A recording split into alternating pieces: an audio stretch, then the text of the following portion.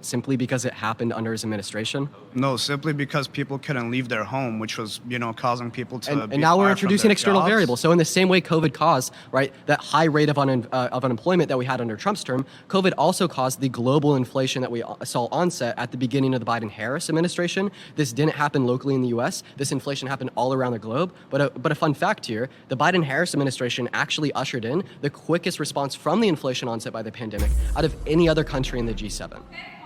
I had another point, which was that. Appreciate you for coming up, man. What I've noticed, because I work in retail for some seasons and I've seen a huge flood of Colombians coming in. Okay, we just got to be really realistic here about the economy.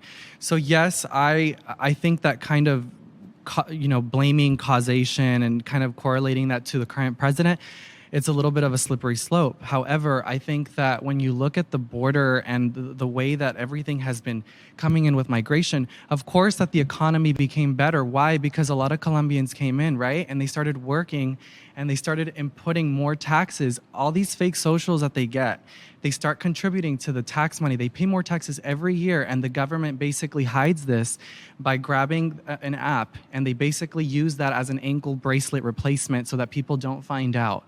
Instead of putting an ankle bracelet on people's ankles, they hide the fact that they're allowing all these illegal immigrants come in. So the economy has become such a success, per your statement that it's been a success in the last 4 years, because all these immigrants have been contributing to the tax dollars that the government has been wanting. Wait. And so hence Medi-Cal. So you'd for agree all that these immigration people. is good for the economy?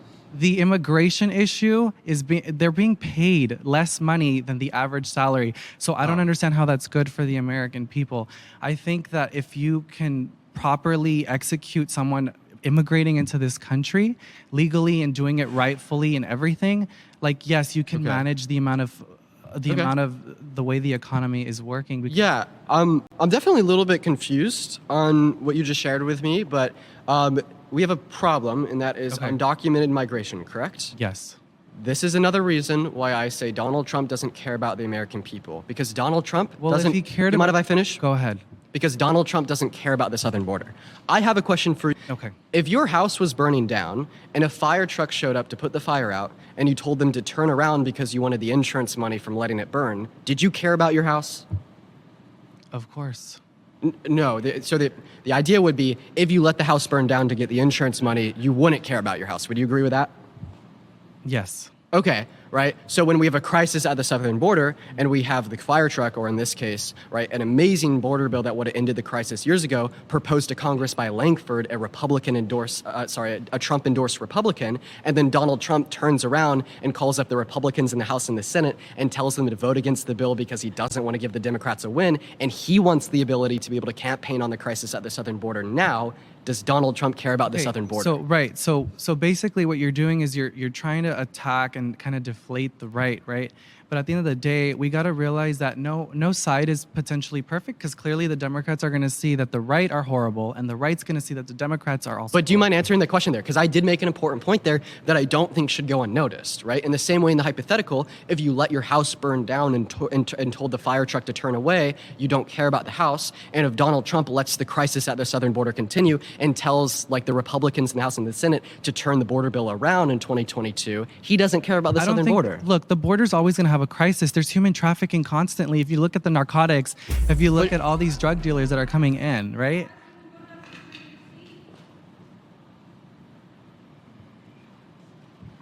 Hi, thanks for coming up, man. What's your name? Jordan. Jordan, nice to meet you. Dean, we have 3 minutes and 42 seconds left on the clock here.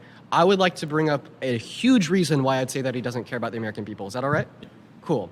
It's because how much he lies. Donald Trump is an incessant, unapologetic liar. He lied to the American public over 30,000 times while he was president. He told the biggest lie that any sitting president has ever told with the denial of the 2020 election. And what is the Achilles tendon to a democracy? An uninformed voter base. Trump has misled his voter base, has made them misinformed, has made them engage in fringe conspiratorial hearsay by his incessant lies. Okay. Can you give me any reasons why you think Joe Biden cares about American people more than Trump? Okay, I mean, yeah, sure. First of all, Kamala Harris is running for president right now. No, Joe Biden. Joe Biden, sure. Yeah, because Joe It's Biden. the Democratic. Of course. Because Joe Biden passed 4 pieces of monumental legislation that benefited the low and the middle class more than it benefited the top 1%. We could talk about the PACT Act, investing $800 million into the expansion of VA healthcare benefits. We could talk about the CHIPS and Science Act, bringing 20% of the global chip production back to here at home in America by 2030. We could talk about the infrastructure bill, investing $1 trillion into local communities across the U.S., spurring their economies and creating new construction jobs. Or we could talk about the Inflation Reduction Act, investing millions of dollars into renewable energy resources to reduce inflation in the long term by addressing supply chain issues now. Those are 4 big policies that I would say demonstrate Biden's care for the American people. Okay. 4 years ago under Trump, did you see benefits going towards immigrants and wars more than American people? Did we see? No, and we don't see that now either. Oh, we don't see it now? No. Bro, I moved here from Chicago, and 4 years under Trump, I wasn't seeing immigrants sleeping outside of police stations, gathered in gangs and doing drugs outside police stations, living in high-rise hotels, getting benefits. Oh, if you're just there's more getting immigrants money, coming into our country now than getting there was free under money. Trump's term. That's true. But earlier, didn't you say it was the same? Oh, no. I said it's the same right now. So after Biden's executive order on the border, we have the same amount of daily crossings today across our southern border as we had at the end of Trump's term. At the end of Trump, it was more. Yeah, it was the same or more at the end of Trump's term. You literally just said we have more immigrants coming in now. Okay, so over the 4-year presidency of Biden and Harris, there has been more migration across the southern border because of the revocal of Title 42, causing a surge of entries into our country. After Biden's That was executive not order, going on during Trump. Am I right? Yeah, right. So we had lower crossings under Trump, but I don't think we could say because there's lower crossings under Trump than under Biden and Harris that Biden and Harris caused that. Let me ask you a question, or more so make a statement.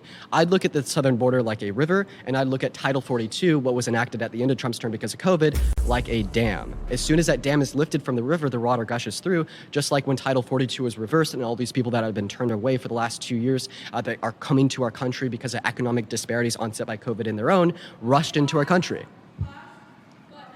Okay.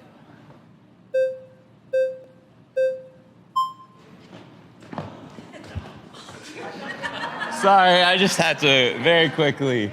The one thing that I look at that shows how he cares for the American people is that he's a multi-billionaire that chose to run for president, and he's one of the only presidents that's net worth has actually gone down.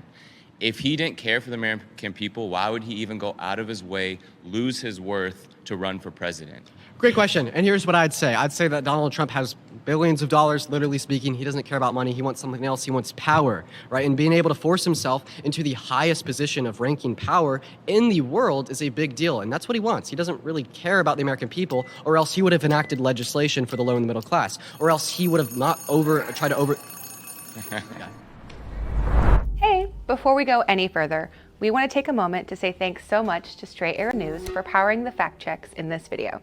Straight Arrow News is an app and website that is on a mission to raise the bar on journalism in a time of media bias and mistrust. Their team of journalists believe that unbiased news should be the standard and not just the exception. So they report down the middle with facts, delivering news without bias, filter, or spin. Plus, their Media Mist tool allows you to discover news that's being underreported or not even reported at all by different sides of mainstream media. That's why we're so happy to be partnering with Straight Arrow News. The work they're doing gives us a complete picture of the news straight from our phones and tablets with their app. Go to san.com